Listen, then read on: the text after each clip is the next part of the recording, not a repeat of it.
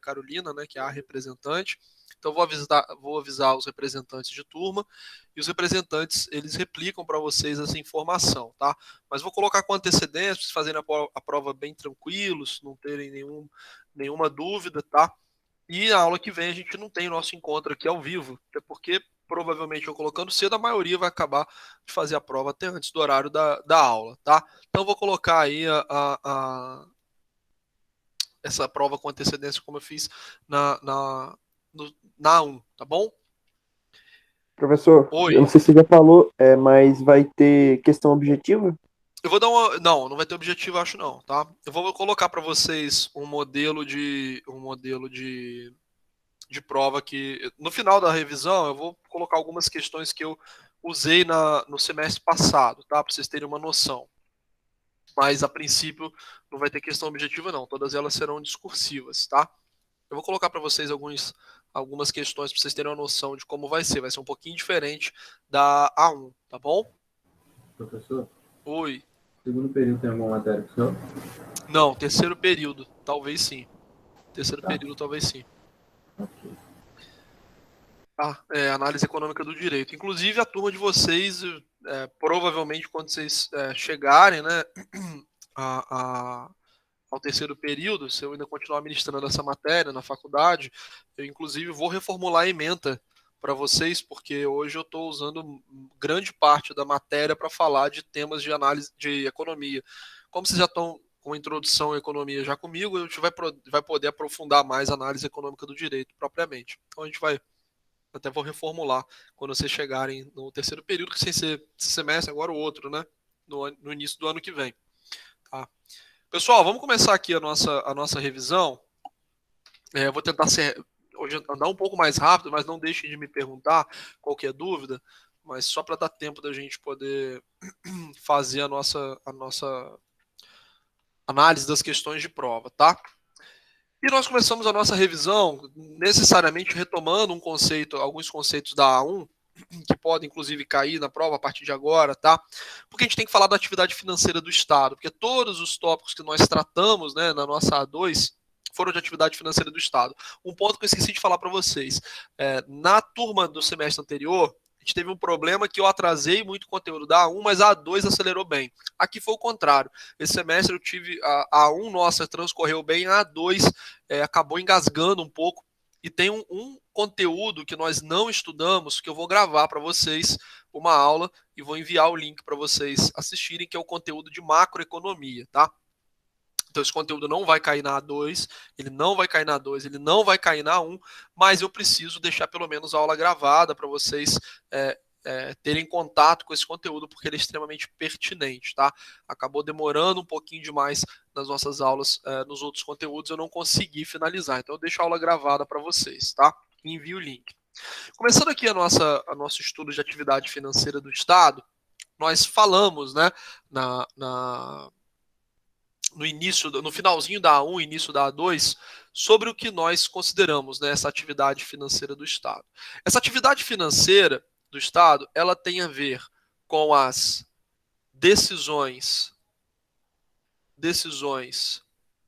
sobre obtenção de receitas, obtenção de receitas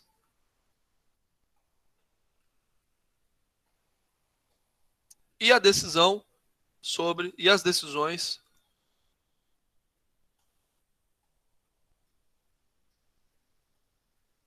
sobre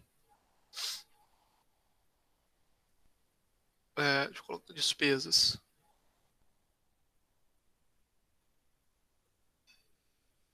Gastos do Estado. E algumas decisões intermediárias aqui que vão versar simplesmente com a intervenção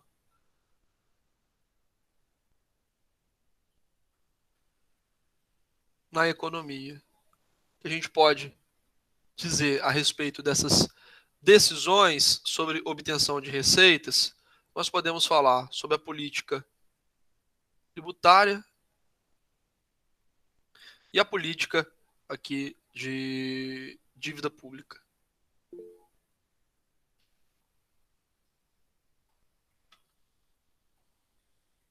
Boa noite, Denise. Sobre as decisões de despesas e gastos, nós temos aqui as decisões sobre política fiscal, tá? Então, as decisões sobre política fiscal.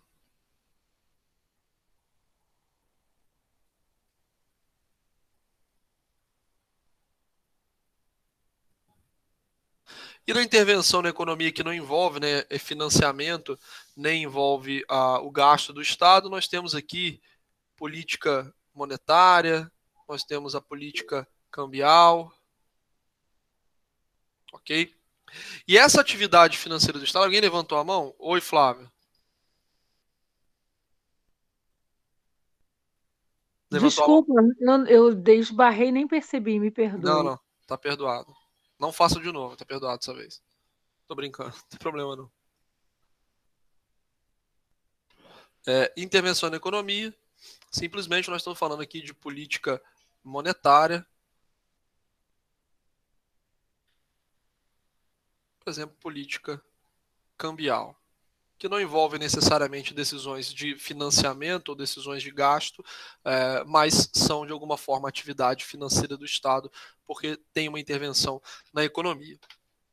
E essas funções da atividade financeira do Estado, nós estudamos, elas são 3, né? A função alocativa é quando o Estado ele substitui, então o processo político do Estado ele substitui o mecanismo de mercado. É quando o Estado ele atua ou quando ele intervém na economia com o objetivo de desenvolvimento econômico, tá? Desenvolvimento econômico.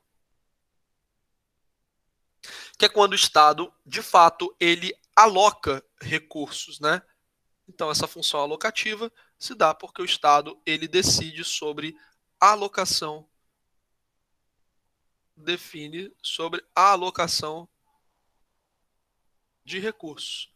Ok? Vocês estão ouvindo a música aqui que está realmente me irritando bastante. Está tendo um baile funk aqui embaixo do meu prédio. Não, professor. Não? Ah, que bom então.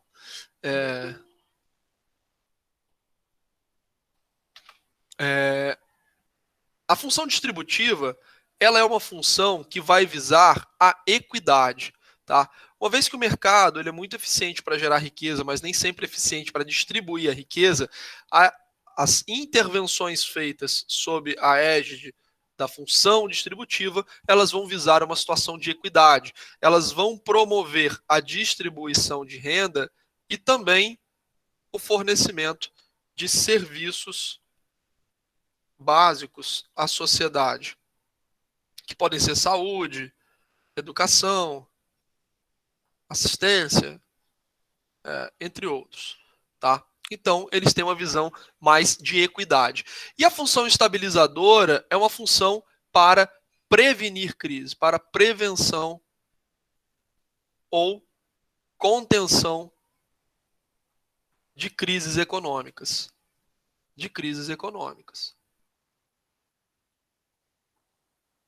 Ok?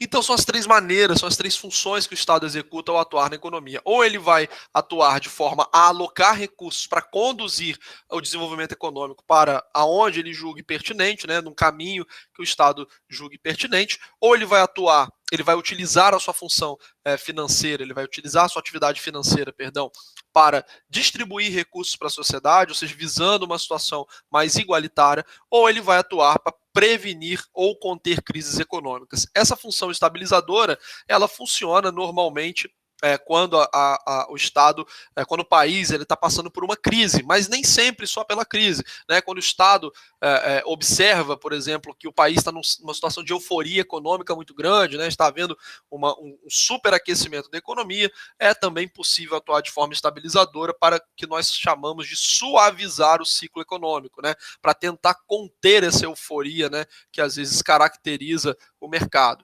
Então, nesse caso aqui, o Estado ele pode atuar não necessariamente no ambiente de crise, mas também para suavizar o que nós chamamos de ciclos econômicos, tá? Para estabilizar, às vezes, uma situação também de euforia, não só uma situação extremamente negativa. E quando o Estado, ele de alguma forma atua na economia, executando gastos ou obtendo receitas, ele tem que fazer isso de uma forma disciplinada, ele tem que fazer isso de uma forma que seja verificável, ele tem que fazer isso de uma forma que esteja consubstanciada em lei. E essa forma através da qual o Estado brasileiro executa gastos, obtém receitas, é através do orçamento público. O orçamento público ele é um instrumento utilizado, né, pelo governo federal, mas não só ele, por todos os níveis de governo, para planejar a utilização do dinheiro arrecadado com as receitas públicas, para planejar também a própria obtenção de receitas públicas. Tá? Então, o orçamento público ele vai estimar tanto as receitas quanto ele vai estimar as despesas, né, que serão executadas com o dinheiro público. Então, esse orçamento ele vai ter tanto a parte de receitas públicas quanto a parte de gastos públicos. Tá? Esse orçamento, ele, como nós falamos, é dividido em algumas peças. Tá? A peça mais longa do orçamento é chamada de plano plurianual, tem uma vigência mais longa, são 4 anos, né? Apesar de ser revisado anualmente. E a ideia do plano plurianual é fixar diretrizes de prazos mais longos, né? Diretrizes mais longas, ou metas mais longas. Por isso que tem esse prazo de 4 anos, que inclusive é um prazo que intercala governos, né? Então o Bolsonaro, quando assumiu, ele já tinha, por exemplo, um plano plurianual aprovado. Se ele for o próximo presidente, ele vai ter um plano plurianual que ele aprovou, mas se o presidente for outro, o presidente recebe esse plano plurianual aprovado pelo governo atual. A Lei de Diretrizes Orçamentárias, a LDO... Dúvida. Oi, pois não. Porque uma vez eu tive que fazer uma questão para colocar num plano plurianual, colocar num PPA, aí estava falando de metas. Aí o contador, né, daqui da prefeitura falou que as metas elas têm que ser temporais. Uhum. Tem que ser temporais e numéricas. Mas você não tem só a meta no plano, né? O plano ele trata de diretrizes também para poder você alcançar ao longo do tempo, mas normalmente você precisa tentar quantificar de alguma forma essas metas, né, essas diretrizes, para que elas sejam verificáveis, né? Porque você fala assim, melhorar a educação, ou aumentar o gasto público em saúde. Mas se você aumentar R$1 é aumento de gasto, né? Então você tem que tentar quantificar normalmente essas diretrizes, essas metas, esses objetivos, para que eles sejam verificáveis, para que eles sejam observáveis, para que eles sejam mensuráveis ao longo do tempo, tá? Para ver se de fato a gente vem conseguindo cumprir, né, esse estabelecimento desses objetivos que foram traçados. Deixa eu ver se eu tenho um PPA aqui, eu vou colocar um link para vocês do PPA.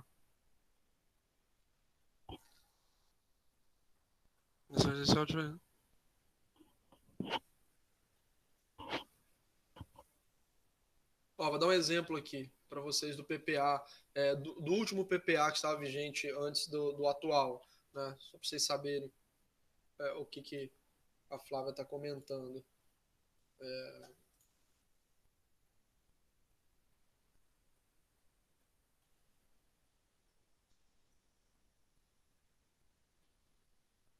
Fortalecimento de dinamização da agricultura familiar. Vejam que aqui, unidade de medida, reais, índice e tal, o valor de referência, 50 mil. Aqui tem outros valores de referência, ao disponibilizar 7,8 milhões em operações de crédito rural. Então, o orçamento, em todas as suas peças, ele precisa ser quantificado de forma que ele seja acompanhado, né, que ele seja mensurado, que seja possível a gente intervir, né, se aquela meta não está sendo cumprida. Então, tá vendo? Fortalecimento. Unidade de medida, percentual. Então vai ter uma aqui, cobertura da triagem auditiva neonatal. Então tem que ter um índice de 29% de cobertura, né? Provavelmente em todas as unidades de atendimento, né? Em todas as UPAs, não sei. mas de fato o orçamento ele é quantificado, né, para que novamente seja possível acompanhar, seja possível mensurar, tá? Então é natural sim, é normal sim, tá, Flávio, a adoção dessas metas em números, tá? E não apenas na pretensão do que fazer, tá bom? A Lei de Diretrizes Orçamentárias, a LDO, ela é uma lei que tem uma duração anual e ela também vai servir como norte, ela também vai ter diretrizes, só que dessa vez para a elaboração da LOA, que é a Lei Orçamentária Anual. A Lei Orçamentária Anual é um instrumento legal que efetivamente, como eu já mostrei para vocês em outra aula, ele demonstra, né, da onde vêm as receitas e para onde vão os gastos, e ele coloca isso de maneira ainda mais detalhada do que a gente estava analisando no PPA. Também da mesma forma, para que seja quantificável, para que seja possível, né, fazer o acompanhamento, a mensuração desses gastos públicos. Então a LOA, ela consolida o orçamento fiscal do ano, tá? Ela vai consolidar o orçamento fiscal do ano e vai consolidar todo o gasto e a arrecadação pública. Nesse caso, a gente está falando mais de peças orçamentárias federais, né? Então nós temos aqui o orçamento de investimentos estatais e o orçamento da Seguridade Social. São 3 orçamentos que compõem a LOA, tá? E por que eles são separados? Por força de lei, nós temos um orçamento para cada coisa. Então, tem o orçamento da Seguridade, o orçamento de investimentos estatais e o orçamento fiscal. Esses 3 orçamentos, eles compõem a LOA, que é a nossa Lei Orçamentária Anual, e onde estão reunidos todos os gastos que serão executados pelo governo federal e também todas as suas receitas, da onde vem, tá? Esse orçamento, ele é feito, como eu falei, pelos mais diversos níveis de governo, mas ele atende a princípios que são comuns à elaboração de todos os orçamentos. Então ele atende ao princípio da unidade, da universalidade, da anualidade, da legalidade, exclusividade, discriminação, publicidade, equilíbrio e não vinculação, tá? São todos esses os princípios que devem ser atendidos na formulação do orçamento. E falando de orçamento, nós falamos aqui sobre a obtenção de receitas e sobre a obtenção de que forma, né, nós vamos executar as despesas. Ocorre que, conforme o Estado ele foi ganhando maior participação na vida dos cidadãos, conforme o Estado foi chamado, ou nem sempre chamado, né, os próprios políticos cuidavam de expandir, né, os tentáculos do Estado para uma série de áreas, mas no fim das contas, a atuação do Estado na saúde, educação, na regulação de uma série de atividades econômicas, a representação do Estado perante outras nações, o Exército, enfim, tudo aquilo que o Estado executa é gerador de despesa. E o crescimento do Estado ao longo dos anos, principalmente no século passado, ele foi muito maior que a velocidade de obtenção de receitas, tá? Então, o que acontecia? Quando a gente pegava, por exemplo, todas as receitas que entravam para o caixa do Estado, né? Normalmente essas receitas têm natureza tributária, né? Então, quando a gente pegava toda a arrecadação do Estado e confrontava essas receitas com as despesas que o Estado executava, que o Estado precisava fazer frente, no fim das contas, nós tínhamos uma situação de falta de recursos. Então, o Estado ele fechava as contas dele no vermelho, que nós chamamos de déficit, né? Que é quando você tem despesas maiores do que a receita. E a partir desse déficit, o Estado ele não podia simplesmente, né, deixar de pagar a sua fatura, não podia deixar de atuar. A partir dessa verificação do déficit, o Estado ele passou a cada vez mais fazer dívida. Estou colocando de uma forma simplificada, na verdade a dívida pública é muito mais antiga que isso, né? Na verdade, na época até dos monarcas, eles já faziam dívida em nome da coroa dos seus países, né? Mas esse processo ele se intensificou de uma forma muito grande com os Estados modernos, tá? Então, conforme os Estados modernos eles tinham cada vez mais atribuições, eles não conseguiam dar conta, né, dessas atribuições de maneira satisfatória. Então, a dívida pública ela ganhou cada vez mais protagonismo na vida de um país. Então, toda vez que havia um déficit registrado, a dívida pública vinha para cobrir esse déficit. A dívida pública nada mais é do que uma tomada de empréstimo, uma tomada de empréstimo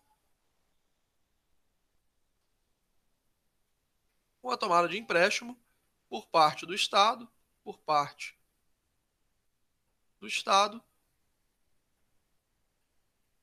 com o compromisso de pagamento futuro de principal, que foi o valor que foi pegado emprestado, mais juros, tá? Então a dívida pública nada mais é do que isso, do que o Estado ele ir até o mercado e pegar dinheiro para poder cobrir as suas contas. Fala, Gabriel. Gabriel? Foi mal, professor. Beleza. De ir até o mercado, pegar um dinheiro emprestado e esse dinheiro, o Estado assumir um compromisso de pagamento futuro desse dinheiro emprestado mais os juros. O órgão responsável por fazer essa gestão aqui no Brasil da dívida pública é o Tesouro Nacional, tá? Então, nós podemos qualificar a dívida pública como aquela dívida contraída pelo governo, né, nos seus mais diferentes níveis, que vai financiar o déficit orçamentário, nele incluído o refinanciamento da própria dívida. Por quê? A partir do momento que o Estado ele fez essa operação para cobrir o déficit, então vamos lá, nós temos uma situação aqui, vamos colocar no ano 1, né? Então no ano 1, vamos supor que o Estado teve uma receita, então as receitas do Estado totalizaram, sei lá, 1 trilhão, só que os gastos, as despesas, totalizaram 1,2 tri. Então ficou um gap aqui de menos 200 bilhões, né? Ficou aqui um déficit de 200 bilhões. Vamos supor que o Estado vá ao mercado, ele faça uma dívida, ele contraia uma dívida de 200 bilhões, tá? No ano 2, esse Estado, por exemplo, ele teve receitas de 1,1 tri e as despesas dele, os gastos, foram novamente de 1,2 tri. O que acontece aqui? Está faltando, né, 100 bilhões.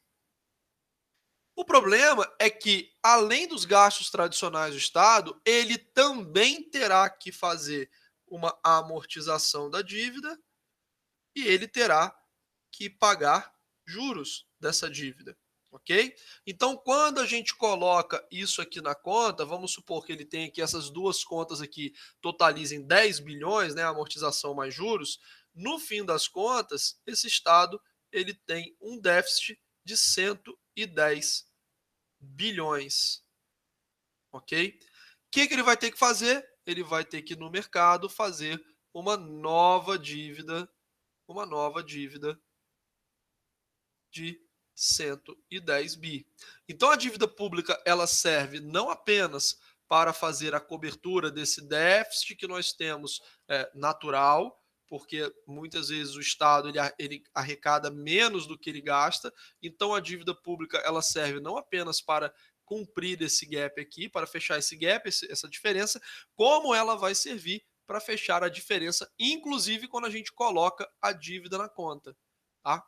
Então, quando nós temos um déficit e que a dívida agrava esse déficit, nós temos que fazer uma dívida para pagar a dívida, né? Então, é o que nós chamamos, às vezes, de rolagem da dívida pública, de refinanciamento da dívida pública. Então, a dívida ela é contraída pelos mais diferentes níveis de governo para financiar o déficit orçamentário e nesse déficit está incluída a própria dívida pública, tá? Nós já qualificamos, né, que essa dívida ela é uma alternativa, né, para compensar essas lacunas no orçamento público, para compensar essa falta de dinheiro no orçamento público, ou seja, esse descasamento entre receitas e despesas. E acontece que esse descasamento, muitas vezes, ele é programado e algumas vezes ele acaba sendo acidental. Então, algumas vezes você já sabe que vai faltar dinheiro, então você vai ter o planejamento para tomar dívida, só que muitas vezes esse descasamento ele é acidental, como, por exemplo, aconteceu na pandemia. né? Então, quando veio a pandemia, a necessidade de gastos urgentes, o Estado brasileiro ele aumentou ainda mais a sua dívida. A gente poderia falar de uma guerra, né? De algum tipo de desastre natural. Então, toda vez também que o Estado Nacional, ele é tomado de surpresa por algum evento que necessita de um grande volume de recursos, ele também pode ser levado a fazer dívida, não apenas de forma premeditada. Tá? E nós falamos no slide anterior sobre esse conceito de déficit, e eu não vou querer trabalhar com esse conceito de déficit operacional aqui com vocês, apenas com déficit primário e déficit nominal, só para explicar novamente a diferença, tá, pessoal? A gente está falando de déficit, mas a gente pode falar de superávit, tá? Superávit ou déficit primário. Superávit ou déficit nominal, porque são dois resultados possíveis, ou sobra ou falta dinheiro, né? Quase impossível bater no 0 a 0, ainda mais nesse montante, nesse tamanho de despesa que a gente está falando.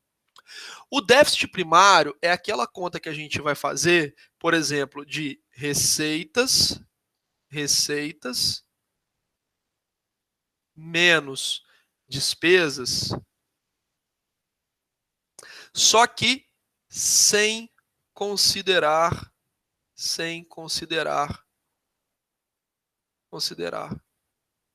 a própria dívida.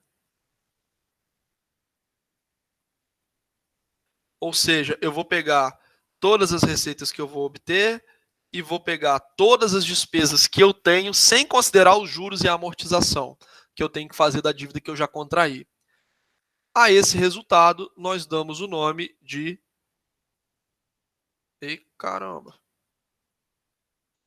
A esse resultado, nós damos o nome de resultado primário. Tá? Vai ficar assim mesmo. Nós damos o nome de resultado primário.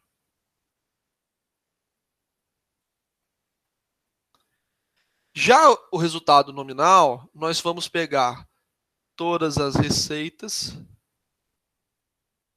diminuir de todas as despesas, inclusive a dívida.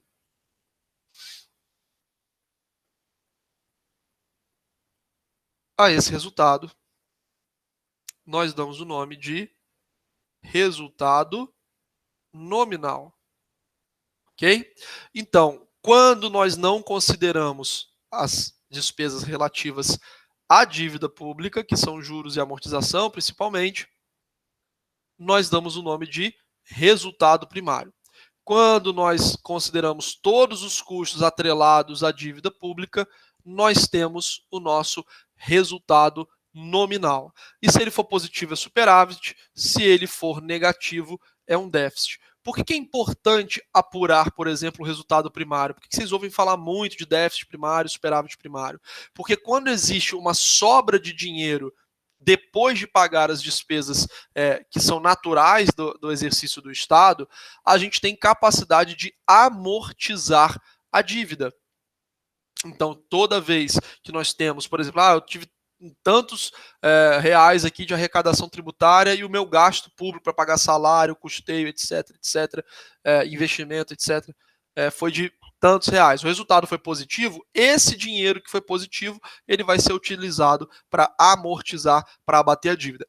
Por outro lado, quando as despesas primárias elas são superiores às receitas, nós vamos ter um resultado negativo que ainda será agravado pela dívida, ou seja, nós estaremos literalmente aumentando a dívida, o que nós chamamos de aumentar a trajetória de endividamento do Estado. Então, mais importante do que você falar sobre o número da dívida, né, quantos bilhões, trilhões de reais nós temos de dívida hoje, é a gente analisar a trajetória dessa dívida. Essa dívida está crescendo ou ela está constante? Se ela está crescendo, isso pode ser um efeito dos juros que nós estamos pagando, que são muito altos, ou pode ser um efeito do primário, porque nós estamos tendo um déficit primário, que é o que a gente vem obtendo ultimamente com esse problema da pandemia, né? Então nós estamos obtendo um resultado primário negativo. Na verdade, desde o governo Dilma, esse resultado primário ele vinha muito negativo, começou a reverter e agora afundou de novo.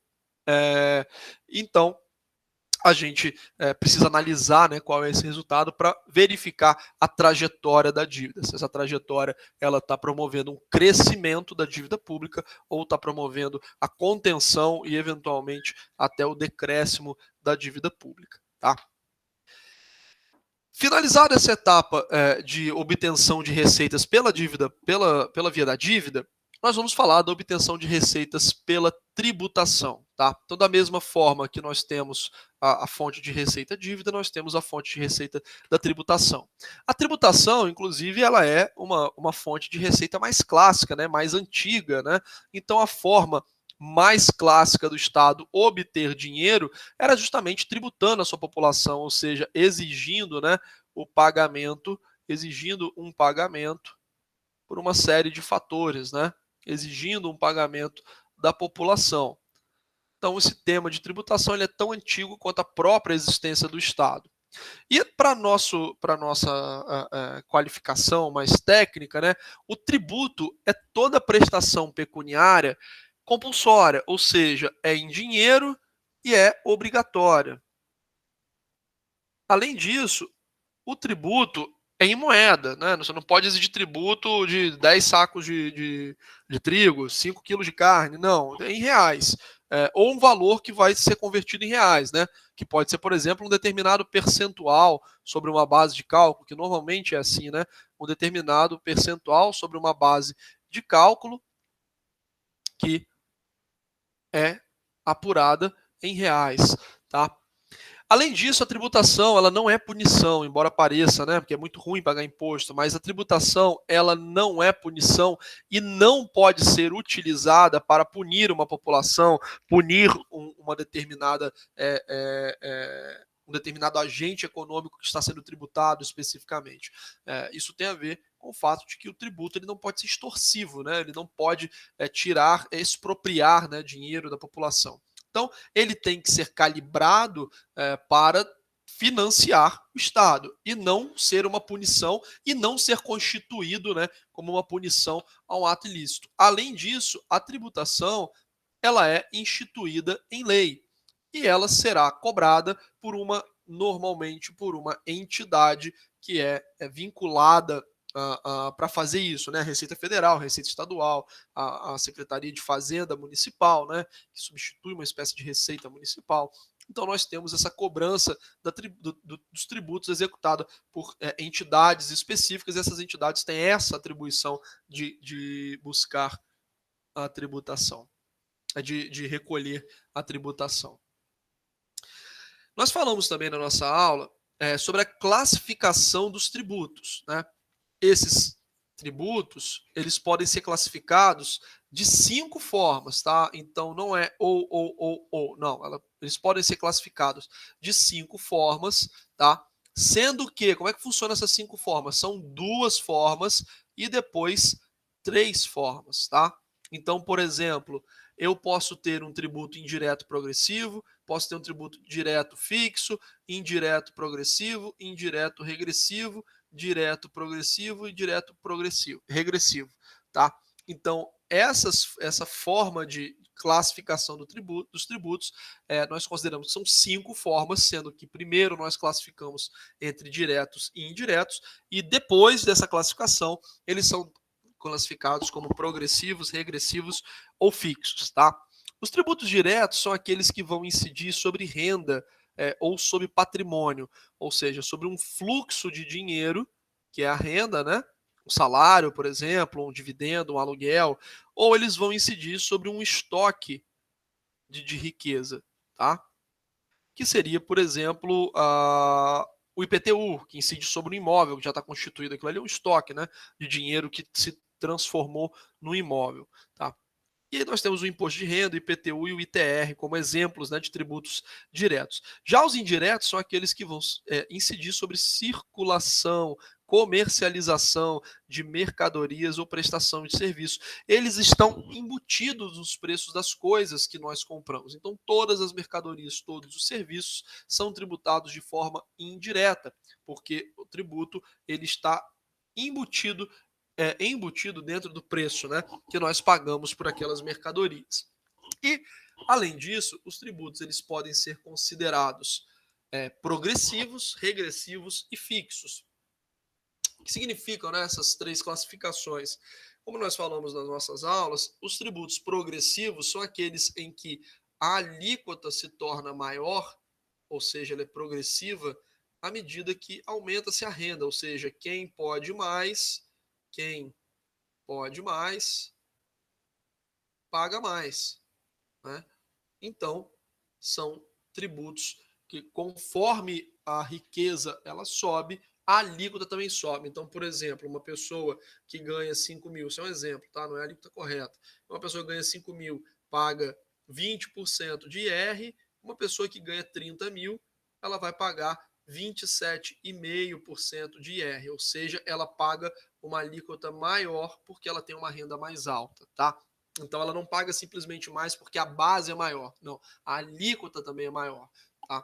Já os tributos regressivos são aqueles em que o peso do tributo na renda dos indivíduos ele se torna menor à medida que a renda aumenta. Então, normalmente, isso está atrelado aos tributos que incidem sobre produtos. Né? Então, uma família pobre, por exemplo, quando ela compra no supermercado, o peso da tributação para ela é muito maior sobre aqueles bens alimentícios do que uma família rica. Né? Porque, por exemplo, uma compra de supermercado de R$ 1.000, supondo que R$ 300 disso aqui seja tributação, imaginem que R$ 300 para uma família que ganha R$ 2.000 é mais de 10%, né, de tributação. Para uma família, por exemplo, que ganha R$ 30.000, a gente está falando de 1% de tributação. Então, se eu compro R$ 1.000 de produtos e eu tenho desses R$ 1.000 30% de imposto, que daria R$ 300, isso pesa muito mais no bolso de quem é mais pobre, né? Então, normalmente a tributação sobre produtos ela é regressiva, enquanto a tributação sobre renda e riqueza ela costuma ser progressiva, tá? E os tributos fixos são aqueles que não importa qual é a transação realizada, a alíquota é fixa. Por exemplo, ISS, 5%. Então vai ser 5% se o serviço for de R$ 1.000, 1 milhão, 10 milhões, 1 bilhão, é 5%. Então a alíquota ela é fixa, ela não enxerga, né, nenhuma modificação. É aquele valor e acabou. Então, Igor, só para eu entender, regressivo é quem pode menos, paga mais. Acaba pagando mais, né? Não é que o tributo ele é pensado dessa forma, mas na prática ele acaba sendo isso. Tá? E o princípio de tributação, os princípios de tributação, eles são os seguintes, são aquilo que é desejável, né, por parte dos tributos, né? Então é desejável que os tributos eles visem a equidade, né? Então eles sejam justos, ok? Então cada indivíduo deve contribuir com a parcela justa da sua renda, do seu salário, para custear o governo. Também não deve haver uma distorção, né, muito grande entre indivíduos diferentes, né? Então nós devemos tentar tratar pessoas com a mesma capacidade tributária de forma semelhante. Ok? Além disso, os tributos deveriam ser progressivos, ou seja, quem pode mais paga mais, princípio da capacidade de pagamento. Então, quando os tributos atendem ao princípio da capacidade de pagamento, conforme a renda ou a riqueza é mais alta, essas pessoas acabam pagando mais. Por isso que existe uma discussão muito grande no Brasil sobre a necessidade de reformulação do sistema tributário, aumentando a arrecadação via imposto de renda e reduzindo a arrecadação via produtos. Por que isso acaba não sendo feito? Porque arrecadar via renda é um pouquinho mais complicado, né? Os subterfúgios para você conseguir esconder o fluxo de renda, eles são maiores do que quando você do que em relação a produtos, né? Porque normalmente a tributação de produto ela incide no maior, né? E esse maior gera créditos tributários para a cadeia produtiva. Então a Receita ela não precisa fiscalizar todo o comércio, por exemplo, para arrecadar dinheiro. Se ela fiscalizar os produtores, as fábricas, que é muito mais fácil, ela já tem uma capacidade de arrecadação bem interessante. Tá? Por isso que há uma dificuldade, né, de reformular essa arrecadação para tornar ela mais progressiva, porque renda e patrimônio você tem uma série de instrumentos, subterfúgios para tentar esconder o valor, às vezes existe uma dificuldade de apuração, né, do valor de patrimônio, enfim. Então nem sempre é possível atender essa progressividade, embora seja desejável. Além disso, nós temos a necessidade que os tributos eles sejam o mais neutro possíveis, né? Ou seja, eles não devem distorcer as nossas decisões. Nós não devemos, por exemplo, tornar um produto mais ou menos atrativo apenas pela questão tributária.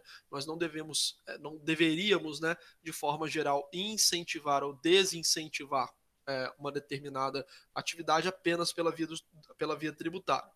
Existe uma figura que é chamada imposto piguviano, né? Por exemplo, sobre cigarros, bebidas, né? Que aí o objetivo é de fato desestimular o consumo. Mas de forma geral, a gente não deveria permitir que os tributos modificassem as nossas decisões de compra, né? Então, por exemplo, eu tenho um computador, tá? Eu tenho um computador nacional e o computador que vem importado. A alíquota de imposto, por exemplo, que esse computador paga de IPI, ela não deve distorcer a decisão pela compra, né, do produto. Vou comprar o nacional porque o IPI é 50%. O IPI não, o imposto de importação, perdão. Não deveria distorcer a nós. Vamos supor, aqui a gente tem um IPI, que é o Imposto sobre Produto Industrializado, no nacional, vamos supor, de 15%, e no produto importado, o imposto de importação, né, o II, é de 50%. Obviamente, esse produto vai ser muito mais caro, né? Vai ficar muito mais caro para você comprar o computador importado que o nacional. Isso não deveria acontecer. A gente deveria tentar trazer esses dois produtos para uma mesma alíquota, por exemplo, de 15%, né? Para que não haja uma decisão de consumo apenas pela alíquota de imposto distorcer esse preço.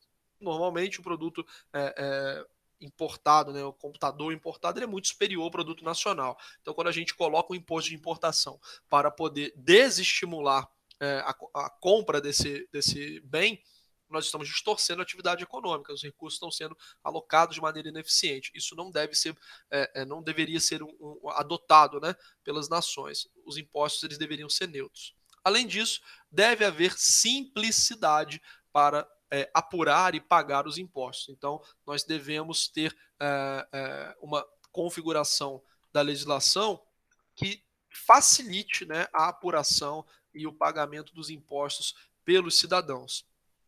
Alguns dos tipos tributários sobre os quais nós falamos foram os impostos, né, que são os mais famosos, as taxas, contribuições de melhoria, contribuições sociais, empréstimos compulsórios e contribuição para a iluminação pública. Os mais utilizados são os impostos, as taxas e as contribuições sociais. O grande traço distintivo, por exemplo, dos impostos é que eles não estão vinculados à atividade do Estado. Então, quando nós pagamos imposto, nós pagamos esse imposto para financiar a atividade do Estado e não necessariamente para uma destinação específica. Estou pagando esse imposto aqui para poder ter uma estrada de melhor qualidade. Não, você está pagando imposto e o Estado vai fazer uma série de coisas com esse dinheiro. Inclusive, ele pode utilizar para custear uma estrada melhor, por exemplo, IPVA, né, para quem tem carro. Ele pode custear uma estrada melhor, uma rua melhor, mas não necessariamente ele vai fazer isso porque os tributos eles não são vinculados à atuação do Estado, tá? Já as taxas, sim, as taxas elas têm uma destinação específica, né? Então você paga uma taxa, esse dinheiro ele é totalmente revertido para uma determinada destinação.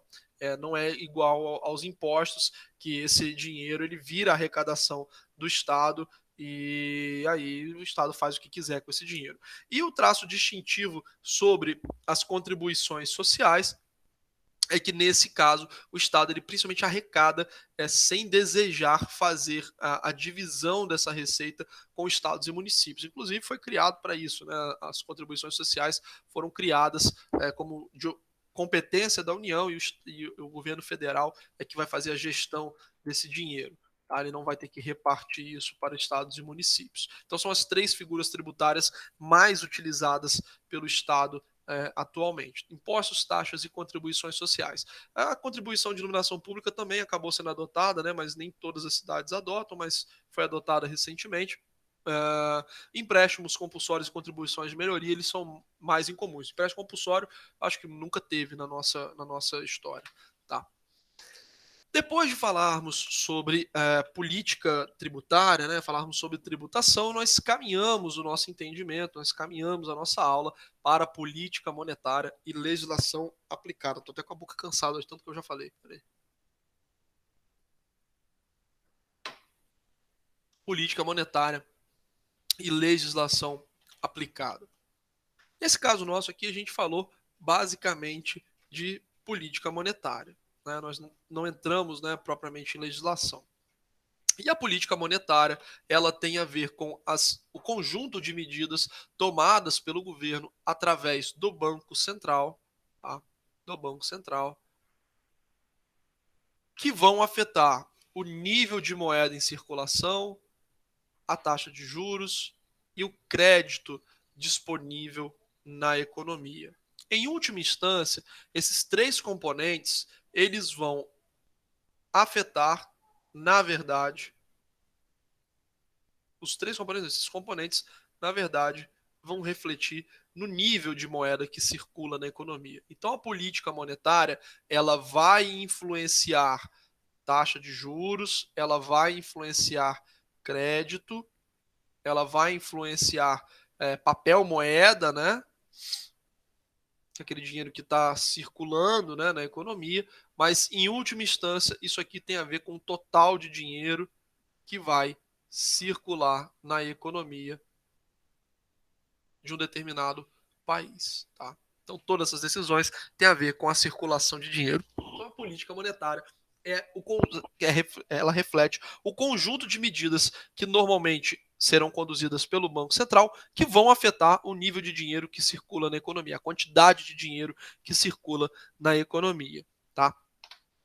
E para o Banco Central mexer nessa política monetária, para o Banco Central influenciar essa política monetária, ele tem uma série de instrumentos, sobre os quais também nós falamos, né? Que são as emissões de moeda, os depósitos compulsórios, as operações de open market e as operações de redesconto. As emissões de moeda, normalmente hoje, elas são utilizadas apenas para repor e fornecer liquidez às transações realizadas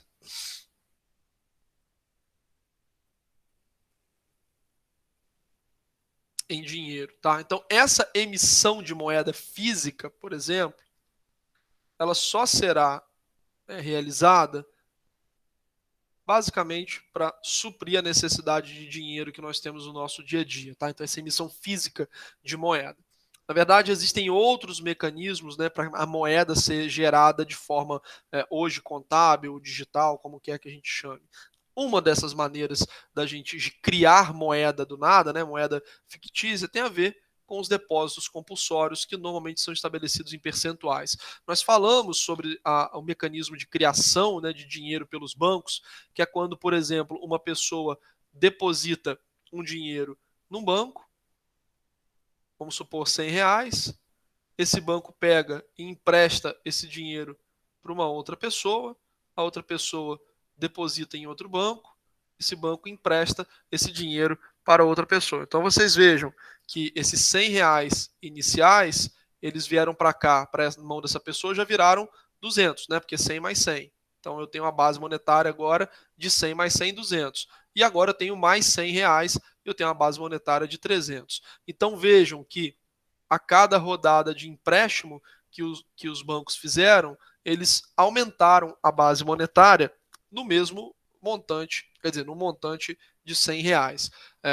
Se a gente não tiver nenhuma limitação a esse processo, daqui a pouco essa base monetária ela está indo para o infinito, né? Ela vai crescendo, daqui a pouco ela está no nível infinito. Então, se não houver nenhum tipo de necessidade de recolhimento de uma parte desse valor, esse dinheiro ele vai crescendo indefinidamente. Ele é criado do nada, porque se essas três pessoas tentarem pegar o dinheiro que está depositado, né, supondo que essa pessoa tenha depositado um dinheiro no banco aqui, se essas 3 pessoas forem tentar pegar esse dinheiro depositado no banco, esse dinheiro não existe no caixa do banco, né? O banco empresta no sentido de esperar que essa pessoa só vá pegar esse dinheiro lá na frente, e que ele vai receber o empréstimo de volta. Então, basicamente, o que os bancos fazem é coordenar essa saída e entrada de dinheiro. Mas esse processo, ele cria, de fato, um dinheiro que está circulando na economia, né? O depósito compulsório, ele entra nessa equação aqui, reduzindo a disponibilidade de dinheiro que os bancos vão emprestar ao longo desse processo. Então, se o depósito compulsório for de 20%, a cada R$ 100 nós teremos que, o banco, né, terá que deixar guardado 20%. Então, por exemplo, se o empréstimo original foi de 100, na ocorrência de um depósito compulsório de 20%, ele cai para 80. Então, essa base vai para 180. Agora, se ele tiver que deixar um dinheiro guardado em caixa, né, aqui ficou R$ 20, essa base, isso aqui é a base total, né? Se essa pessoa recebe R$ 80 e deposita aqui, esse banco vai ter que guardar R$ 16. Ele não vai poder emprestar todo o dinheiro, ele vai emprestar só 64. E assim vai. Caraca, deu uma canelada aqui. Então, esse depósito compulsório, ele é uma maneira da gente restringir a criação de moeda na economia através desse processo que os bancos fazem, né, de guardar depósitos e emprestar dinheiro na confiança de que as pessoas todas não vão tentar requerer esse dinheiro ao mesmo tempo que está em caixa. Quando nós temos uma alíquota do depósito compulsório muito alta, então quando a alíquota do depósito compulsório ela é alta, nós temos como efeito uma redução do dinheiro em circulação, certo? Porque nós temos mais dinheiro que fica no caixa do banco, que fica guardado compulsoriamente no banco. Quando nós temos uma redução do dinheiro em circulação. Quando nós temos uma queda do depósito compulsório, nós aumentamos, né? Nós temos um aumento do dinheiro em circulação. Então, o depósito compulsório ele serve para regular o dinheiro que circula na economia também, através desse mecanismo, né? Quando eu reduzo o depósito compulsório, vamos supor, eu dizia para os bancos, olha, vocês vão ter que reter 20% do dinheiro que entra aí através de depósito. Então o banco só pode emprestar 80%. Quando eu libero, por exemplo, 10% desse compulsório, eu reduzo a taxa para 10%, os bancos terão todo aquele dinheiro que estava travado passível de ir para a economia. Então eu aumento o dinheiro que está circulando dentro de um país. Tá? As operações de open market, eu já falei para vocês, elas são um pouquinho mais complexas, mas elas acontecem quando o Banco Central ele compra ou ele vende títulos públicos na economia. Quando ele quer, por exemplo, aumentar o dinheiro em circulação, ele compra esses títulos, porque o Banco Central ele entrega dinheiro para os bancos, o Banco Central entrega dinheiro para os bancos, então ele dá dinheiro para os bancos e recebe os títulos da dívida, né? Que são contratos.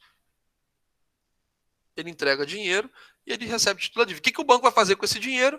Ele vai emprestar para os agentes econômicos, né? Então esse dinheiro que entrou para o caixa do banco, ele vai emprestar. Consequentemente, nós temos mais dinheiro em circulação, tá? Então, quando o Banco Central ele compra títulos públicos, ele dá o dinheiro para os bancos, para as instituições financeiras e pega esses títulos que são contratos para ele. Então, ele está injetando dinheiro na economia, ele está entregando dinheiro no caixa dos bancos. E os bancos com mais dinheiro, eles vão ter mais dinheiro para emprestar.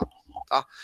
Quando esse Banco Central ele vende título público, a operação é inversa. Ele entrega para os bancos, títulos da dívida e ele recolhe dinheiro na economia. Tá? Então, nesse caso, os bancos eles têm menos dinheiro para emprestar. Consequentemente, nós teremos aqui, nesse caso, menos dinheiro em circulação. Tá? Então, nesse caso, nós teremos menos dinheiro em circulação. Então, no open market, quando o Banco Central ele decide comprar títulos públicos, ele está injetando dinheiro na economia, ele está fazendo com que aumente-se, né, o dinheiro que circule, o dinheiro que circula na economia.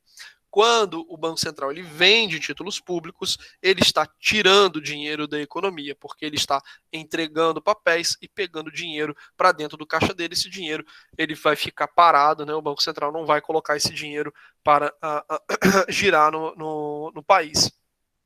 As operações de redesconto, elas são pouco utilizadas, elas são como se fosse um empréstimo emergencial, tá? Um empréstimo emergencial para os bancos. Elas eram utilizadas antes, né, de forma a socorrer instituições que estavam em dificuldade. Isso acabava aumentando, né, o dinheiro em circulação, porque essas instituições podiam voltar a emprestar. Mas você tem a notícia, você como dono de banco tem a notícia, está pegando uma linha emergencial com o Banco Central, isso pega mal, né? O pessoal vai achar que o seu banco está falindo. E não há nada pior do que as pessoas acharem que os bancos vão falir, né? Porque aí mesmo que elas vão tentar sacar o dinheiro do banco e agravar o problema do banco, né? Então essas operações acabam não sendo tão utilizadas hoje em dia, elas já foram mais. As principais ferramentas que nós estamos vendo na tela para a utilização, para a condução da política monetária são os depósitos compulsórios e o open market, tá? Já a taxa de juros Selic, nós falamos sobre ela várias vezes, ela é o principal instrumento. Já está aqui, né? Estou escrevendo, mas está aqui embaixo.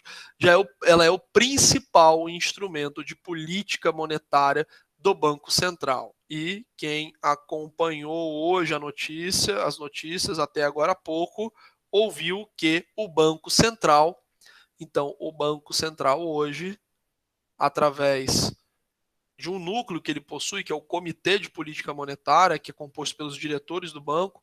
Então, o Banco Central, através do seu Comitê de Política Monetária, Copom, que é o nome, ele decidiu aumentar em 0,75% ao ano a taxa Selic.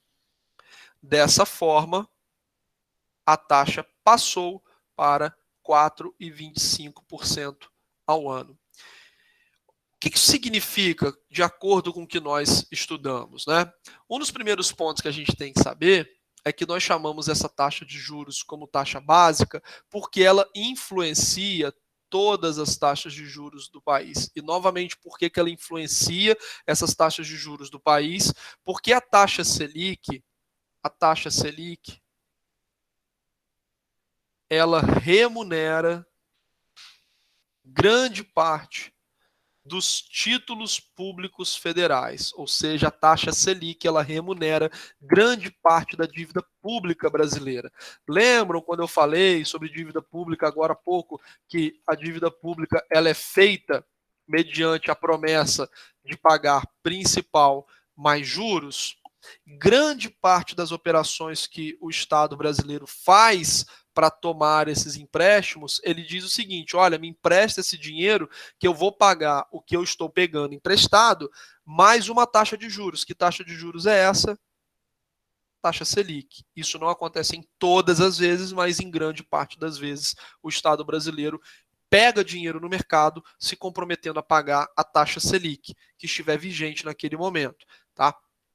Então, quanto mais dinheiro ele precisa captar, normalmente mais ele precisa pagar, né, para poder ter essa dívida. Quando a taxa de juros está muito baixa, significa que está tendo uma abundância de gente querendo emprestar para o governo, né, porque o governo está pagando menos por essa taxa. Então, ele vai calibrar a taxa de juros Selic, né, um dos componentes é justamente para tentar pegar dinheiro emprestado no mercado. Nem sempre ele pega pagando taxa Selic, ele pode pactuar uma taxa fixa, uma taxa composta por inflação, mais uma parte fixa, tá? Mas grande parte das vezes ele vai se comprometer a pagar a taxa Selic vigente. O que significa, então, voltando aqui agora, nessa viagem no tempo, voltando para o último slide, significa que a partir de agora, o governo ele vai passar a remunerar os detentores da dívida pública que compraram títulos atrelados à Selic com uma taxa de 4,25% ao ano. E nós falamos que o governo ele é o melhor emissor de dívida, tá, para a sociedade. Ele é o melhor emissor de dívida em termos de segurança. Por que ele é o melhor emissor de dívida? Ele pode aumentar a tributação, ele pode fazer dívida no exterior, em última instância, ele pode criar moeda do nada. Então, o governo ele tem muitos instrumentos para ele pagar a sua própria dívida. Então, ele pode fazer nova dívida, fazer dívida no exterior, ele pode aumentar a tributação, ele pode, no final das contas, frigir dos ovos, ele pode imprimir dinheiro se ele quiser, para poder pagar o seu compromisso. Então, tomar um calote do governo, você não vai tomar. Tá? Num país normal, num país normalizado, a dívida pública federal, ela é o que nós chamamos de dívida sem risco. Você vai receber o seu dinheiro, tá? Então, uma vez que o governo ele paga uma determinada taxa de juros para poder pegar dinheiro emprestado, não faz sentido você emprestar para ninguém que pague menos que o governo, porque ninguém no Brasil tem uma garantia de pagamento tão grande quanto o governo. Então, como é que você vai, seu amigo te pede dinheiro na rua, você vai emprestar uma taxa para ele de 2% ao ano? Não faz sentido financeiro, você pode até fazer pela amizade, mas sentido econômico não faz você fazer isso, porque a chance de te dar um calote é muito grande. Por mais que ele seja uma pessoa ultra confiável, ele não tem o mesmo grau de confiança do governo brasileiro, porque ele não cria dinheiro do nada, tá? Se ele estiver criando dinheiro do nada, é um problema. Inclusive, você não deveria nem falar com ele, tá? E vindo aqui para a nossa o nosso gráficozinho que a gente sempre recorre, né, para a gente poder explicar algumas coisas na área de economia. Então, imaginem que esse eixo Y aqui vertical é o eixo da taxa de juros, tá? Da taxa de juros. E vamos supor que essa taxa de juros do governo hoje, a Selic, ela esteja a 4,25. Significa que todas as outras taxas da economia, elas estarão mais caras do que a Selic, né?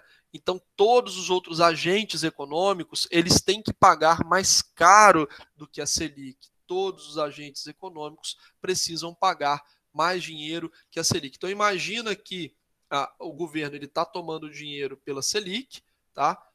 E que uma determinada empresa quer pegar um dinheiro emprestado para poder executar um projeto. Tá? Então, imagina que a empresa está aqui. Ela vai ter que pagar, sei lá, 8% ao ano para poder pegar o dinheiro emprestado. Por quê? Porque ela tem mais risco que o governo. Não faz sentido você emprestar esse dinheiro para a empresa cobrando menos que o governo. Você vai cobrar mais. Tá? Se um particular quiser pegar um dinheiro emprestado, fazer um consignado para poder, sei lá, fazer uma obra na casa dele, o banco vai cobrar dele, por exemplo, 14%, isso aqui não está na escala boa, né? Mas só para a gente ter uma dimensão do raciocínio, né?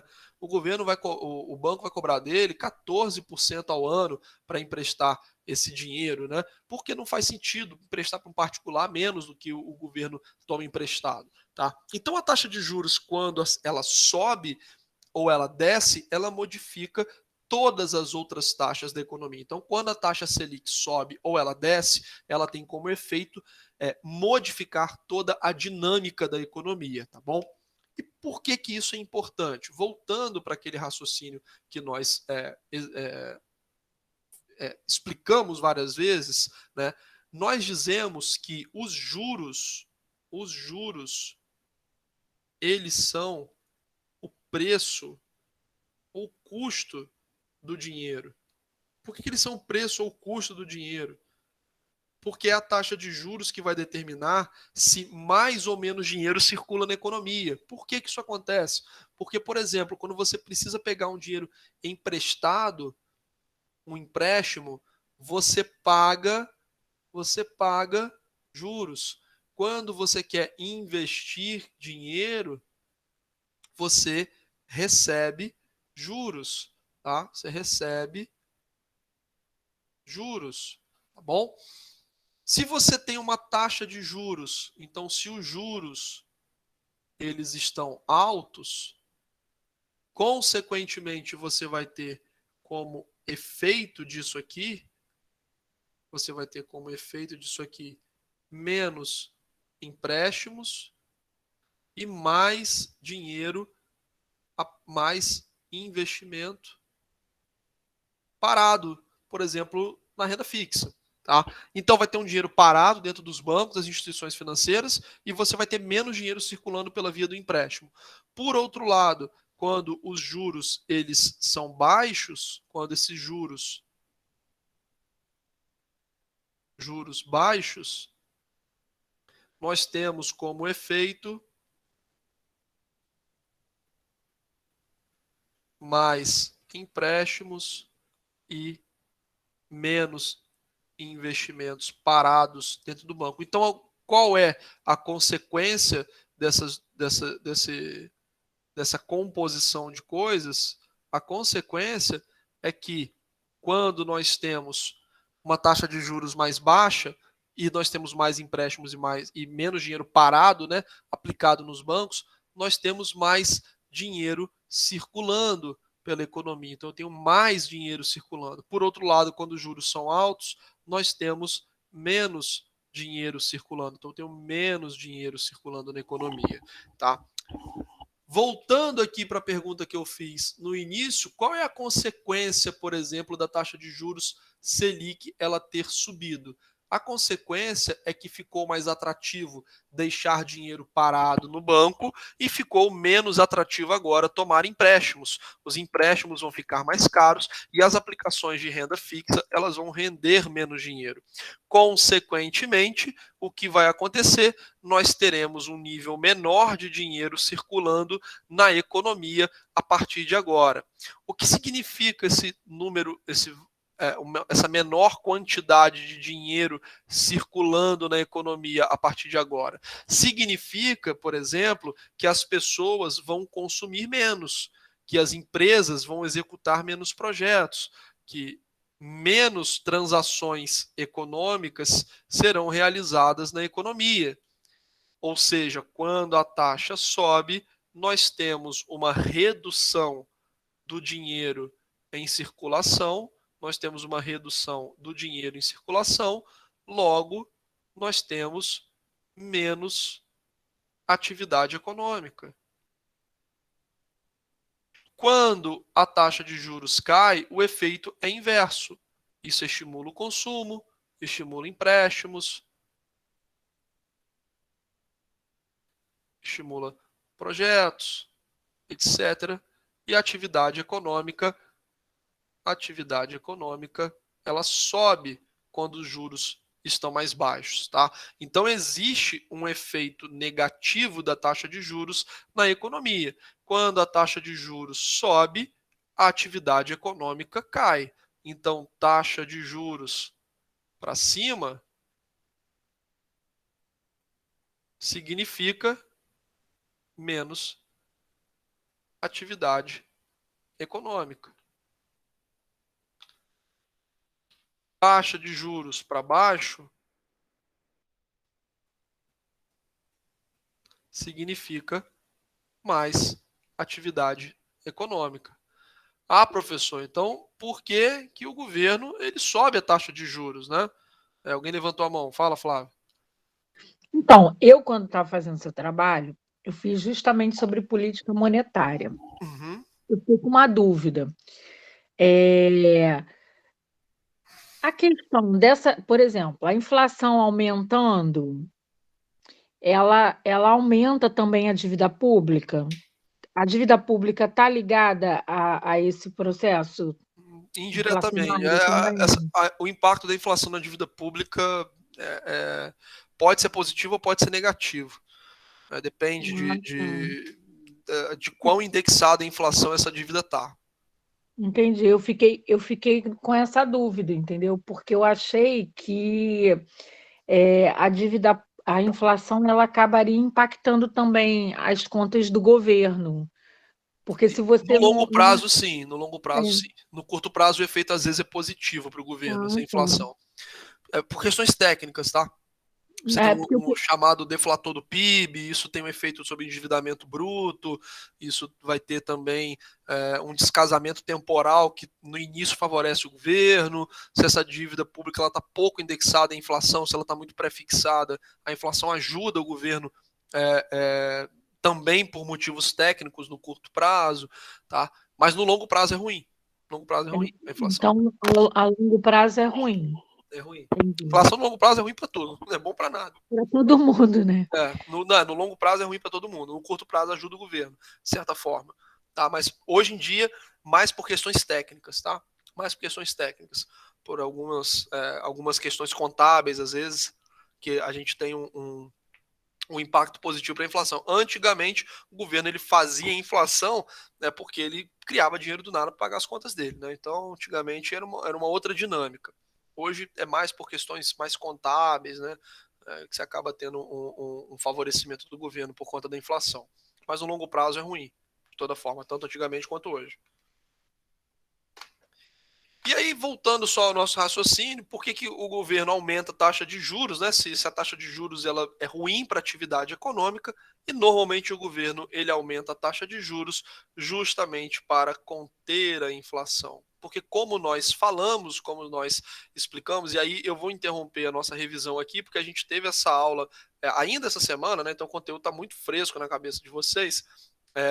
Acho que eu vou dar preferência aqui a mostrar as questões que foram aplicadas no último semestre. Mas por que o governo ele aumenta a taxa de juros? Porque ele precisa conter a inflação. E o que é inflação? A inflação é aquele aumento contínuo e generalizado. Generalizado no nível de preço. E eu falei para vocês que, em última instância, a inflação ela só vai permanecer se nós tivermos um fluxo de dinheiro que permita o crescimento de preço. Então, se nós estamos tendo reajuste, né, de preços continuamente, significa que esses preços estão sendo pagos de alguma forma, né?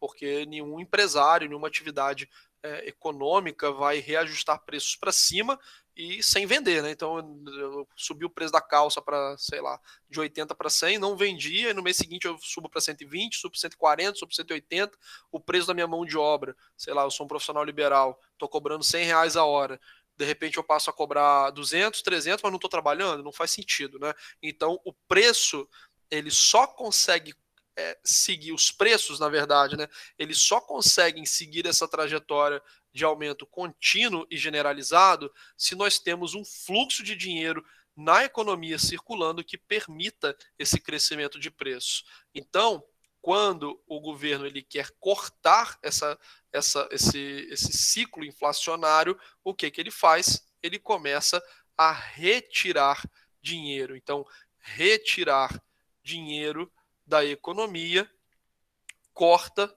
a correia de transmissão. Não é nem a correia de transmissão, corta o combustível que mantém a inflação, corta o combustível, corta o combustível que alimenta a inflação.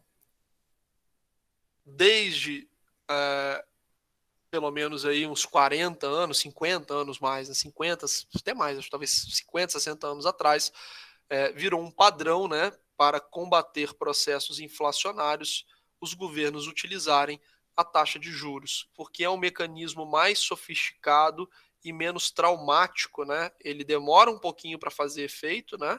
Esse mecanismo, mas ele é um mecanismo mais sutil de intervenção na atividade econômica do que outros instrumentos para você tirar a liquidez da economia, tá? Então a taxa de juros ela vai subir, Igor, sobe para que o dinheiro em circulação caia. Oi. por que que nesse momento o governo foi interessante para o governo aumentar a taxa de juros, se teoricamente a gente está vivendo um momento de crise, de empobrecimento, de diminuição de circulação monetária, de arrefecimento da cadeia produtiva. Por que que o governo resolveu, nesse momento, aumentar a taxa de juros? É porque, na verdade, não houve na prática essa queda de dinheiro em circulação. Pelo contrário, o dinheiro em circulação ele aumentou muito. Aqui a gente tem dois efeitos, tá? Que o governo está olhando. O primeiro efeito é um efeito que costuma ser temporário, tá? Que é o que a gente chama de choque. Então, nós tivemos num primeiro momento, um choque de oferta, que foi um aumento substancial, um aumento nos custos de produção e, às vezes, no próprio produto final.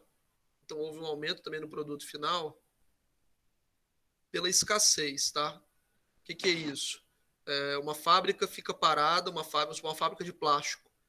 Veio o lockdown naquela cidade, naquele país. A fábrica ficou parada. Faltou plástico no mundo. Os países, as empresas tentam competir para comprar o plástico que existe, né? Então vai levar o plástico em pagar mais caro. Então o preço desse plástico sobe. Esse não é um problema normalmente, porque a gente está falando de um produto. A questão é que o lockdown ele foi implementado de forma disseminada em praticamente todos os países do mundo, né? Então houve em sequência uma série de choques de oferta nas mais diferentes matérias-primas, nos mais diferentes produtos. Então esse choque de oferta, que normalmente não caracteriza inflação, uma vez que ele foi acontecendo sequencialmente em uma série de produtos, ele atendeu esses requisitos. Ele foi contínuo e foi generalizado. Então nós tivemos um choque inflacionário pelo lado da oferta com o aumento dos custos de produção. Tá? A gente tem essa figura aqui da inflação de custos. Tá bom? Isso é um problema. Isso é um problema, mas que também pode ser corrigido ao longo do tempo se você não tiver outras coisas acontecendo em paralelo. O problema é que, em paralelo, nós tivemos também uma inflação de demanda. E aí foi o meu comentário de que esse dinheiro ele não sumiu do mercado. Por que ele não sumiu? Qual foi a resposta do governo, e não só o governo brasileiro, mas todos os governos ao redor do mundo, para a queda da atividade econômica que foi causada pelos lockdowns, né, que foram necessários para conter a disseminação do vírus até a vacina, né, até a gente reduzir, de fato. Infelizmente o Brasil deu um show de incompetência do que fazer tudo errado, né? Mas a maioria dos países do mundo, né, quando as coisas pioravam, eles rapidamente trancavam tudo, né, implementavam lockdowns e tiveram mais sucesso que a gente, né, muito mais. Mas todos os países do mundo, né, o Brasil, apesar de não ter feito tão fortemente o lockdown contra outros lugares, o que eles fizeram para responder às crises? Eles aprovaram uma série de transferências de renda, transferência de dinheiro para pessoas físicas e empresas. Então nós tivemos aqui o auxílio emergencial, nós tivemos o Pronamp. O Brasil, inclusive, calibrou tão mal o auxílio emergencial que em diversas cidades, normalmente cidades pobres, né? Isso não foi o caso de Campos, por exemplo, mas em diversas cidades que são muito pobres, a implementação do auxílio emergencial causou um efeito de aumento de renda daquela população. Então, por exemplo, lá no Nordeste, no Norte, em alguns municípios, mesmo em outras regiões que são... Aqui em Quissamã. Aqui em Quissamã aconteceu isso? Então, e qual foi a consequência dessa transferência à vista de recurso para a população? O dinheiro em circulação, ele subiu muito. Então, nós tivemos um aumento nos preços de produtos que foi absorvido porque havia dinheiro disponível para você comprar essas mercadorias. Então nós tivemos um choque que até o próprio Banco Central julgava temporário, mas que foi se perpetuando porque havia liquidez de dinheiro disponível na economia para que esses preços continuassem subindo. Então, uma vez que você tem hoje uma atividade que está muito aquecida, você é obrigado a tirar dinheiro. Não deveria ser um problema agora isso, né? Não deveria ser um problema, não deveria ser feito isso agora numa situação normal. Mas nós tivemos esse choque de oferta, essa transferência de renda que aconteceu no Brasil e no mundo todo, então o mundo inteiro está muito líquido, o mundo inteiro está com problema de inflação nesse momento. Inclusive hoje o Banco Central americano tomou a decisão de manutenção dos juros por lá, mas já comunicou que a inflação está acima do previsto, né? Então esse é um problema que todos os países estão passando nesse momento. Os índices de inflação no mundo inteiro estão acima do esperado, estão acima da média histórica, e isso é um problema, né? Porque provavelmente daqui a um tempo todos os países vão ter que aumentar suas taxas de juros. Mas o Brasil é um dos poucos que está fazendo isso agora, porque nós tivemos um choque de oferta que atingiu muito forte, tivemos esse excesso de liquidez que está circulando na economia, mas nós temos outros componentes aqui que atrapalham. Então, por exemplo, o dólar ele acabou subindo muito. O dólar, ele é um custo para muitas empresas, muitas matérias-primas e produtos são denominados em dólar, né? Então os custos, nós amplificamos esse choque de oferta, então outros países sentiram menos, nós amplificamos esse choque de oferta, porque o dólar subiu muito. Então assim, os preços já subiriam, só que eles subiram e o dólar subiu, então isso catalisou, tá? O aumento de preço. Então, por exemplo, a gasolina no primeiro momento caiu lá fora e depois subiu.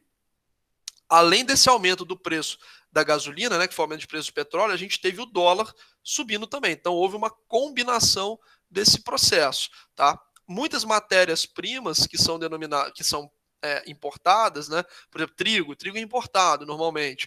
Então nós tivemos, por exemplo, o preço do trigo subindo muito. Botei legenda aqui, nem sei o que eu fiz. Trigo, agora descobri. Trigo mais dólar, né?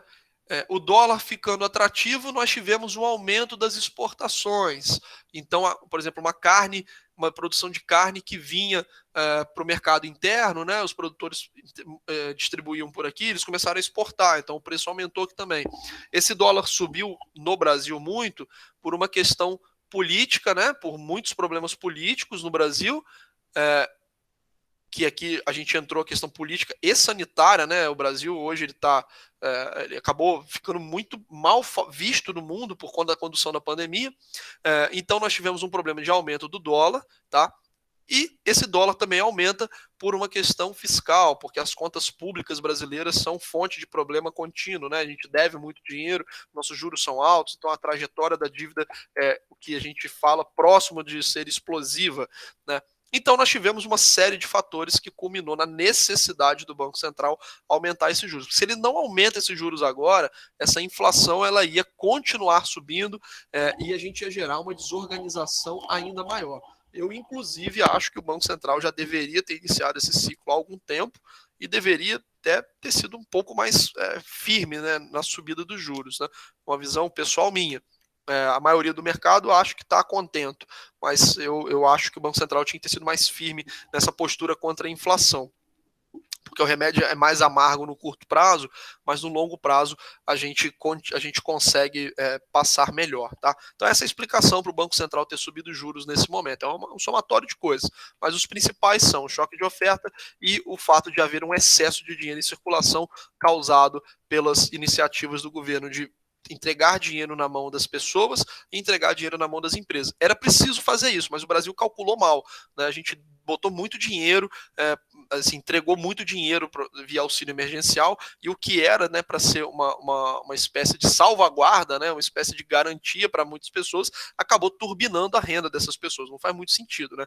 Numa situação de crise, as pessoas aumentarem a sua renda. Mas acabou acontecendo isso, e um dos fatores negativos foi o aumento da inflação. O fator positivo é que essas pessoas tiveram momentaneamente uma qualidade de vida maior, né? Então, e principalmente quanto mais miseráveis eram antes, o auxílio emergencial fez ainda mais diferença. Então, houve um aspecto positivo, né, individualmente para cada uma dessas famílias, mas em termos de contas públicas, etc., a gente poderia ter gasto menos e poderia estar com um nível de inflação um pouco mais baixo se a gente tivesse calibrado melhor tanto o auxílio emergencial quanto o auxílio às empresas. Show? Ficou compreendido?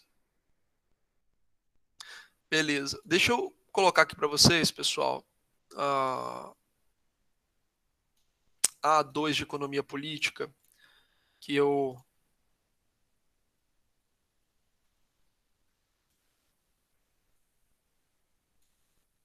utilizei na turma anterior, tá? Vocês estão vendo aí?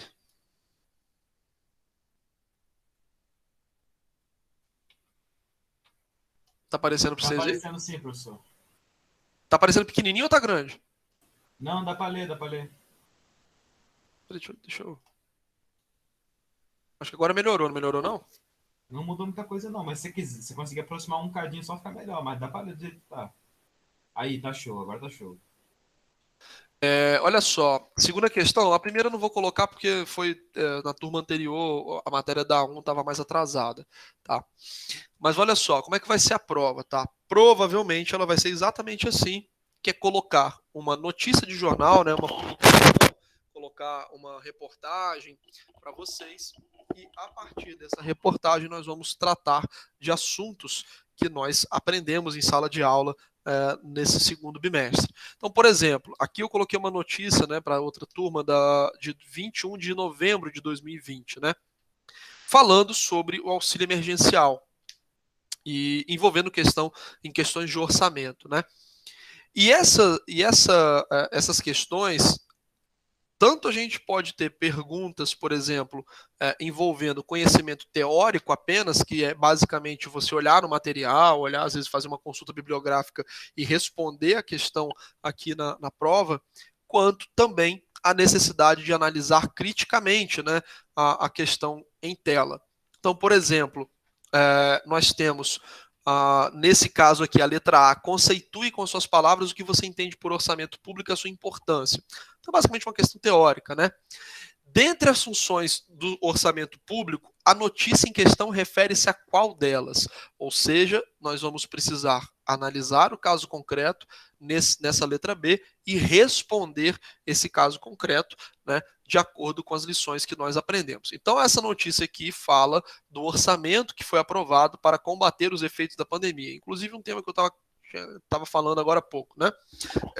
E aí, qual seria a função, né, do orçamento público? Nós temos aquelas três funções da atividade financeira do Estado: alocativa, distributiva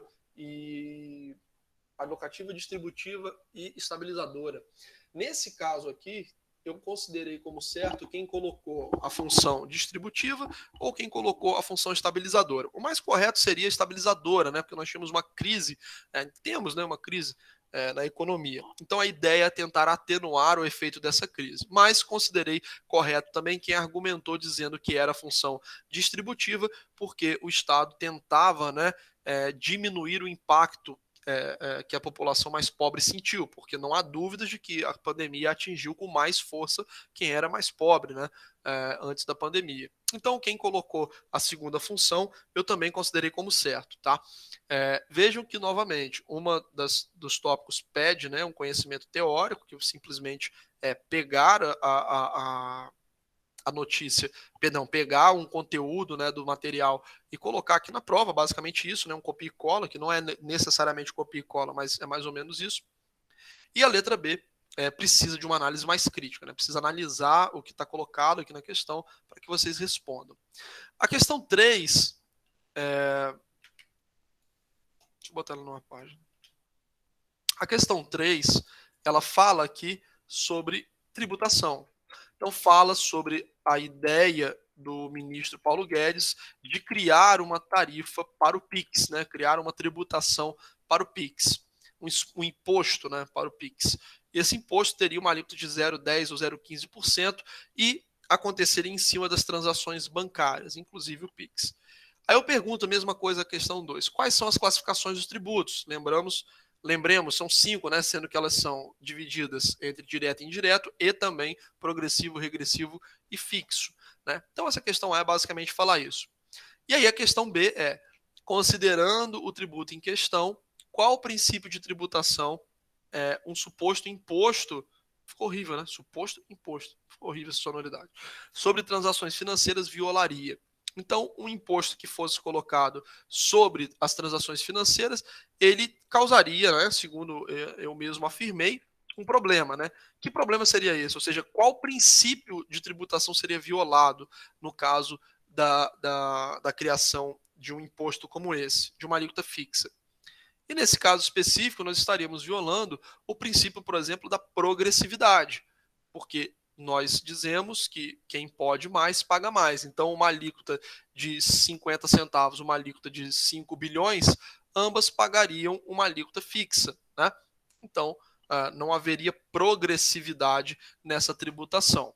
Porém, esse tributo, né, que está sendo tratado aí no texto, ele atenderia o princípio da simplicidade, que é a segunda pergunta. Qual princípio de tributação esse imposto atenderia? Simplicidade, porque a gente sabe exatamente quanto vai pagar, os bancos vão recolher, está tudo certo, então não há complexidade, né, na apuração desse tributo, não há complexidade na hora de pagar, então ele atenderia ao princípio da simplicidade.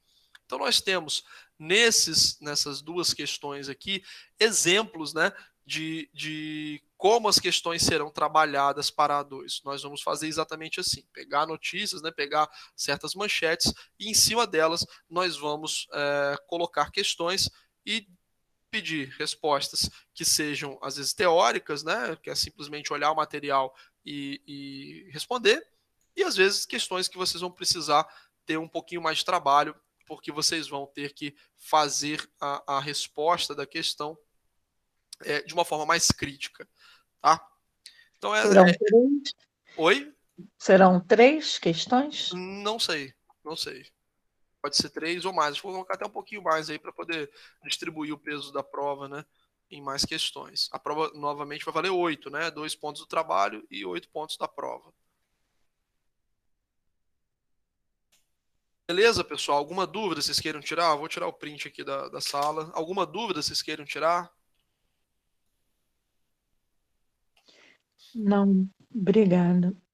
Beleza. Então, só antes da gente terminar, de certa forma, de forma geral, né, a turma teve boas médias na A1, eu imagino que também tenham boas médias na A2. Isso faz com que, provavelmente, esse seja o nosso último encontro presencial, já que na aula que vem não teremos aula, não teremos essa transmissão, dificilmente os alunos aparecem, né, para vista de prova, então provavelmente é nosso último encontro aqui nesse semestre, né? A gente provavelmente volta a se encontrar no terceiro semestre, né, no ano que vem, e espero que presencialmente, né? Tomara que já tenha passado isso tudo presencialmente. Mas, caso a gente volte, né, no semestre que vem, nessa segunda metade do ano, vou ficar muito feliz se vocês nos encontrarmos, vocês falar, professor, sou eu que fiz aula na turma e tal, porque eu sou péssimo fisionomista, ainda mais de forma online, que a gente não se vê, né? Pelo menos eu não vejo vocês, é bem complicado isso, mas vou ficar muito feliz se vocês me procurarem, forem falar comigo e tal, se apresentarem pessoalmente, tá? Podem ficar à vontade. E obrigado pelas aulas, a turma sempre foi muito participativa, sempre também com nível de respeito muito grande, gostei muito de dar aula para vocês e espero que a gente se encontre, né, nesse terceiro período aí no ano que vem. Beleza? Igor, deixa eu falar uma coisa para você. Assim, não vou falar em nome da turma, mas eu vou falar em meu nome. Eu também gostei bastante. Você conseguiu me fazer ter interesse pela disciplina, pela forma como você passa o conteúdo, né? A forma como você cobra com racionalidade e assim, objetividade, coerência, porque a gente tem enfrentado até alguns professores que não têm muita coerência em correção. E assim, foi muito satisfatório estudar economia com você. Eu, quando fiz serviço social, tive um problema sério, porque assim, a disciplina de economia sempre foi o grande bicho-papão, né, para a gente nunca gostou de economia, assim, eu acho que acaba sendo meio que uma característica do campo mesmo, sobretudo do serviço social, né, porque fala em economia, parece que a gente está falando em capitalismo, que toda Aham. questão econômica é capitalista e normalmente a gente tem um pouco de aversão, né, ao capitalismo, mas assim, eu fiquei muito feliz, aprendi bastante, bastante coisa, acho que até preciso aprender mais, e você conseguiu despertar em mim interesse até em pensar em estudar, por exemplo, investimento, pensar na forma como eu gasto meu dinheiro, né, que é uma forma muito ruim, e assim, pensar em endividamento. Assim, na prática, eu acho que foi legal, porque você me fez perceber que a economia é uma coisa cotidiana, que a gente fica escondendo, fingindo que não está ali, mas está em todas as questões, e até nas questões Exatamente. afetivas da gente. Então, assim, foi muito satisfatório descobrir isso. E eu Obrigado quero pelas te palavras. agradecer. Nada, para mim foi um prazer, e você também sempre muito participativo. De verdade, a turma, acho que a turma é a menor, né, em termos de alunos, assim, mas é a turma mais participativa, né, proporcionalmente ao tamanho. Sem dúvida, a turma de vocês foi a que mais interagiu ao longo da matéria. Isso deixa muito rica a experiência, né, e a ideia, como eu sempre falei para vocês, é justamente isso. É mais do que falar de conteúdo, assim, de economês, é incutir esse raciocínio econômico, né? Que, como você falou, está em tudo, né? Faz parte da nossa Constituição. A economia ela não foi estruturada propositalmente por ninguém, né? Ela não foi pensada propositalmente por ninguém, né? É possível você pensar um sistema jurídico, né? Imaginado assim por pessoas, constituído por poucas pessoas. O próprio país é um exemplo de regras, por exemplo, político, como Estados Unidos, né, a democracia mais longeva do mundo, tiveram os pais fundadores, né, alguns filósofos que estruturaram as principais regras do país e tal. Mas a economia é um processo de construção coletiva, porque nada mais do que justamente a nossa natureza humana, né, sendo colocada aí numa situação de escassez, e nós aprendemos, né, ao longo da evolução humana a lidar com essa escassez, né, e ao longo do tempo a gente foi cada vez mais apurando, né, esse raciocínio econômico, foi apurando a nossa conduta e chegamos, né, hoje ao que nós conhecemos como modelo capitalista, né, de produção, e talvez seja um estágio aí para futuramente a gente ainda desenvolver a economia com mais tecnologia, né, para talvez outras coisas. Mas é um processo natural, né, não foi criado e pensado, por isso que é interessante, né, porque quando a gente explica, entende, né, principalmente quando a gente entende essas coisas fundamentais da economia, passa a fazer muito sentido. Parece que deu um estalo, caramba, é isso mesmo, é assim que eu me porto, né? Minhas decisões são assim, você falou até de repensar questões que envolvem questões pessoais, como você lida com dinheiro, as decisões que você toma, né? Porque é basicamente isso, né? São coisas, de fato, que a economia nada mais é do que a natureza humana, né? Colocada nesse cenário de escassez e que precisa lidar com isso para poder conseguir viver e viver bem. Mas obrigado pelas palavras e espero que no terceiro período a gente continue aprofundando aí esse raciocínio econômico, porque a análise econômica do direito ela é bem interessante, porque traz mais para a realidade do direito esse raciocínio que a gente que eu tentei, né, passar para vocês ao longo da matéria. Tá bom? Obrigado aí pelas palavras. E obrigado aí também quem está colocando no chat. Beleza, então, pessoal. Desejo saúde para vocês. Semana que vem a gente não tem aula, mas se vocês tiverem alguma dúvida, vocês podem me mandar um WhatsApp, alguma coisa assim. Eu vou tentar gravar um vídeo para poder explicar as questões para vocês. Então, acho também que não vai haver muita dúvida, né? Já tentei antecipar um pouquinho como vai ser cobrado. Se vocês tiverem um bom desempenho na 1, se vocês tiverem interesse a todo momento ao longo da matéria, eu tenho certeza que também vão ser bem-sucedidos nessa 2, tá? Obrigado aí, Israel, Gabriel, Aline, Carolina, Denise, Esther, todo mundo que falou aí no chat, agradeço, tá bom? Espero ver vocês lá na faculdade, presencialmente, quando a gente conseguir superar mais essa etapa aí de dificuldade aqui no Brasil. Se cuidem aí, saúde para vocês. Tchau, professor, boa noite. Boa noite, Obrigado aí. um abraço. Boa noite, professor. Valeu. Boa noite, professor. Valeu, boa noite. Valeu.